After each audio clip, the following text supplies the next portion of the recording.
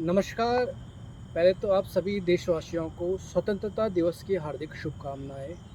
और आज स्वतंत्रता दिवस है। आज के दिन जो हमारे क्रांतिकारी थे, जो अमर शहीद थे, उनकी इस देश को आज़ाद कराने के लिए अपनी शहादत गई है, जिनका हमारा देश हमेशा ऋणी रहेगा।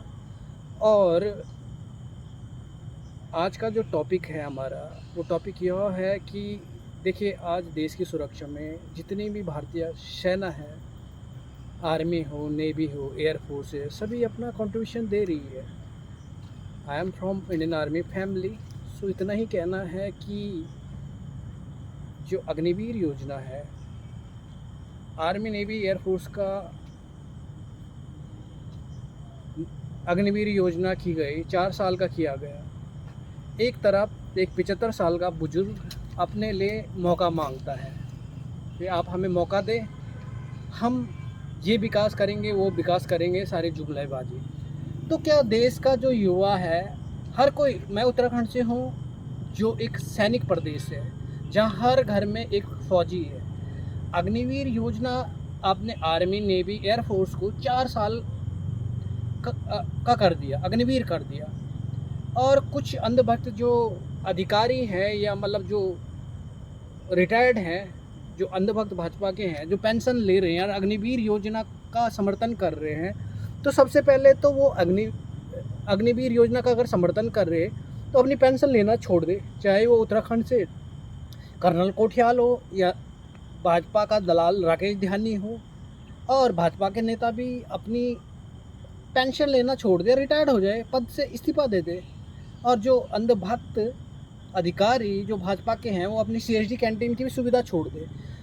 Agniveer army navy air force का पहला बैच 2026 को रिटायर्ड हो गया है। सिचुएशन ये है कि क्या भाजपा मुख्यालय, आरएसएस मुख्यालय के बाहर उन्हें नौकरी मिलेगी? सारा का सारा भाजपा सरकार का जुमला कर रखा। आप खुद सोचिए कि एक वॉलंटरी आदमी रिटायर्ड होता था या 24 साल की नौकरी करके रिटायर्ड हो जाता था, तो कम से कम 18 से 20 लाख रुपए उसे मिलते थे। तो 4 साल में 12 लाख का जो इनका जुमला है, वो अभी झूठा है।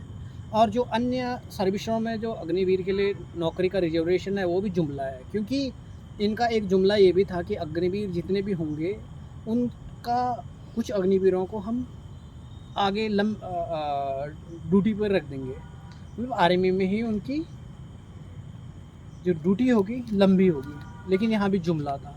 अग्निवीर का पहला बैच रिटायर्ड हो चुका है। तो भारतीय सेना जो हमारी देश की मतलब आन बान शान है, ताकत है, उन्हें तोड़ने का भाजपा सरकार ने तो पहला काम किया है, Indian defence army navy air force को अग्निवीर करके। ये योजना रद्द होनी चाहिए। और दूसरी तरह आप कहते हैं कि अब मोहन भागवत ने ऐसा क्या काम किया है देश के लिए कि उसे Z+ सिक्योरिटी मिली है?